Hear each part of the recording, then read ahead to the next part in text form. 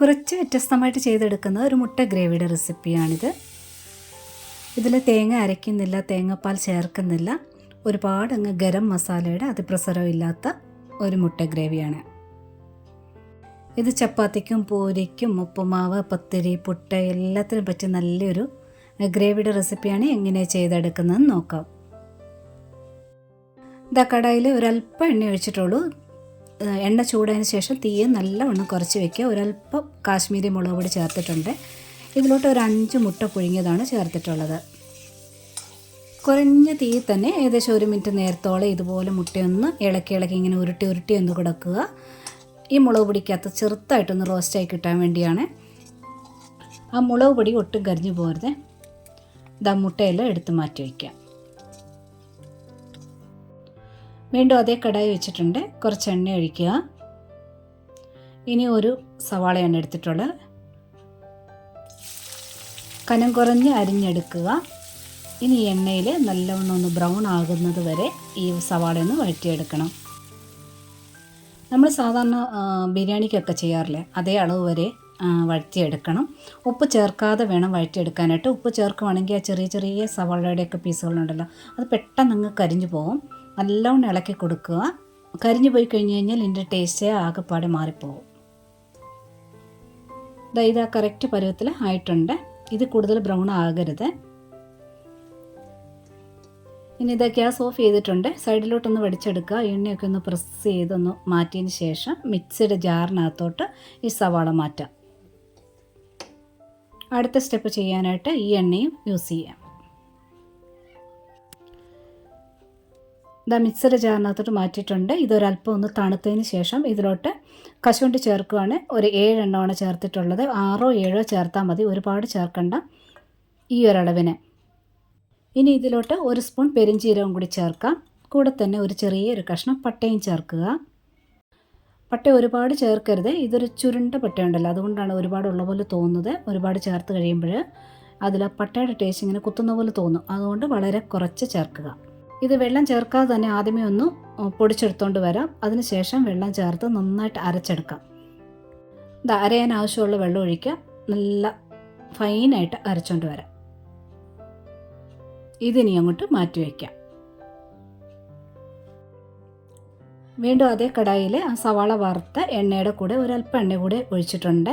ഇനി ഒരു സവാളയോടെ ഇട്ട് വീണ്ടും ഒന്ന് നല്ലവണ്ണം ഒന്ന് വഴറ്റിയെടുക്കണം.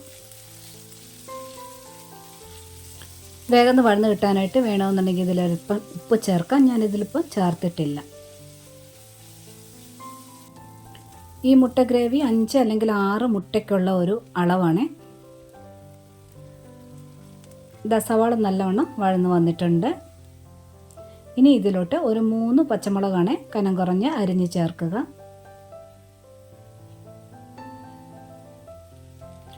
കൂടെ തന്നെ ഇഞ്ചി വെളുത്തുള്ളി പേസ്റ്റ് ചേർക്കുക. 1 സ്പൂൺ ഫുള്ളായിട്ട് എടുത്തിട്ടുണ്ട്. ഇനി നല്ലവണ്ണം ഇതൊന്ന് വഴറ്റിയെടുക്കണം. ഇഞ്ചി വെളുത്തുള്ളി പേസ്റ്റ് ഇല്ല എന്നുണ്ടെങ്കിൽ ഇഞ്ചി കൊത്തി അരിഞ്ഞും വെളുത്തുള്ളി നല്ലവണ്ണം ചതച്ചും ചേർക്കുക. അങ്ങനെ ചേർത്താലും നല്ലവണ്ണം വഴറ്റിയെടുക്കണം. ഇഞ്ചിയുടെ ആ പച്ച കുത്തുന്ന ടേസ്റ്റ് ഉണ്ടല്ലോ, അത് വരരുത്. നല്ലവണ്ണം വഴറ്റിയെടുക്കുക. ഇതിപ്പോൾ പേസ്റ്റ് ആയത് കാരണം പെട്ടെന്ന് വഴന്ന് കിട്ടിക്കോളും.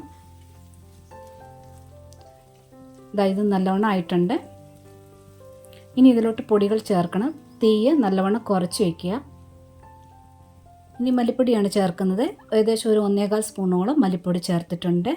അതിൻ്റെ പകുതി അളവിലായിട്ട് ഞാനിവിടെ കാശ്മീരി മുളക് പൊടിയാണ് ചേർക്കുന്നത്. കൂടെ തന്നെ ഒരല്പം മഞ്ഞൾപ്പൊടിയോടെ ചേർക്കുക. കുറഞ്ഞ തീയിൽ തന്നെ നല്ലവണ്ണം ഇതൊന്ന് ചൂടാക്കിയെടുക്കണം. ഇളക്കി കൊടുക്കുക.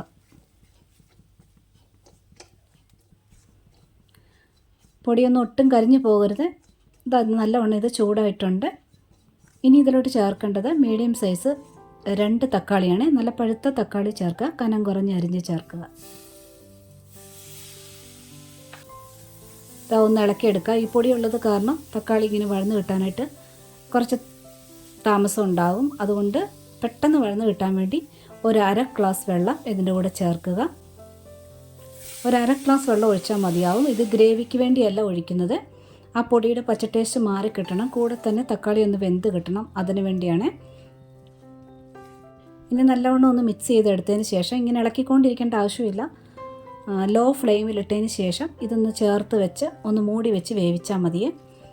തീ നല്ലവണ്ണം കുറച്ചിട്ടാൽ മാത്രം മതി. ഒരു 3-4 മിനിറ്റ് ആകുമ്പോഴത്തേന് നല്ലവണ്ണം ഇത് വെന്ത് കിട്ടും. അതായത് മൂടി വയ്ക്കുകയാണ്.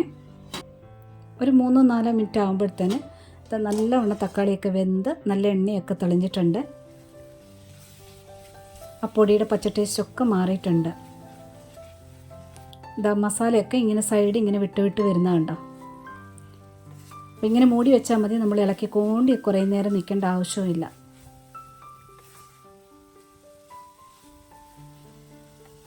ഇതായിട്ടുണ്ട്. ഇനി ഇതിൽ ഗ്രേവിക്ക് വേണ്ടി വെള്ളം ചേർക്കാം. ഞാൻ 1 ഗ്ലാസ് വെള്ളം ഒഴിക്കുവാണ്.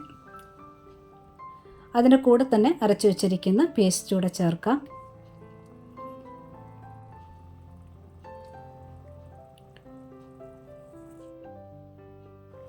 കുറച്ച് ഉപ്പൂടെ ചേർക്കുകയാണ് ഗ്രേവിക്ക് ആവശ്യത്തിന്.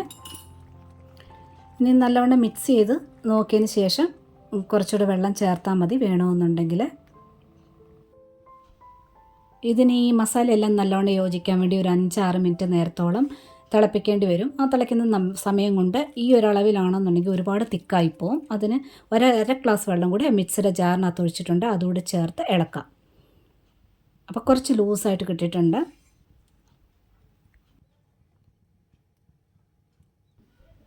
ഈ ഒരളവിൽ ഗ്രേവി വന്നിട്ടുണ്ട്. ഇനി ഇതിൻ്റെ കൂടെ തന്നെ കുറച്ചേറെയായിട്ട് മല്ലിയിലയൂടെ ചേർക്കുക. ഇതിൻ്റെ കൂടെ മല്ലിയില നല്ല കോമ്പിനേഷനാണ്. മല്ലിയില തീരെ ഇഷ്ടമില്ല എന്നുണ്ടെങ്കിൽ നല്ല ഫ്രഷ് ആയിട്ടുള്ള കറിവേപ്പില ചേർക്കുക.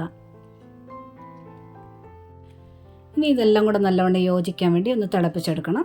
നല്ലവണ്ണം വെട്ടി തിളയ്ക്കാൻ തുടങ്ങിയതിന് ശേഷം തീ ഒന്ന് കുറച്ച് വയ്ക്കുക. അതിന് ശേഷം മൂടി വെച്ച് വേവിക്കാം. ഏകദേശം ഒരു 6 മിനിറ്റ് നേരത്തോളം നല്ലവണ്ണം ഒന്ന് തിളച്ചോട്ടെ. അതിൽ ഒരു പകുതി സമയമാകുമ്പോഴത്തേനും ഒന്ന് തുറന്ന് നോക്കിയിട്ടുണ്ട്. അപ്പോൾ എണ്ണ ചെറുതായിട്ടൊന്ന് തെളിയാൻ തുടങ്ങിയിട്ടുണ്ട്. ആ സമയത്ത് കസൂരി മേത്തിയാണ് ഇട്ടത്.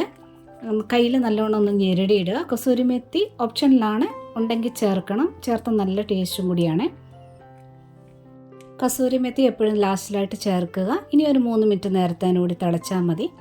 അപ്പോൾ കുറഞ്ഞ തീ വേണം തിളപ്പിക്കാനായിട്ട്. തീ കൂട്ടി വെച്ച് കഴിഞ്ഞാൽ പെട്ടെന്ന് അങ്ങ് വറ്റിപ്പോവും.